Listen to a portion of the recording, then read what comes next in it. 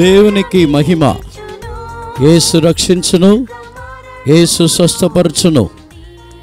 రండి, వినండి, రక్షణ పొందండి. ది పెంతికోస్తు మిషన్ వారి సువార్త స్వస్థత మహాసభలు జరుగు స్థలము McLaren high school grounds, Kakinada.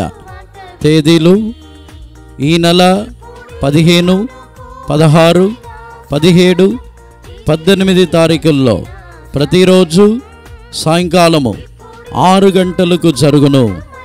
ఉచిత ప్రవేశం, చందా ఎత్తబడదు.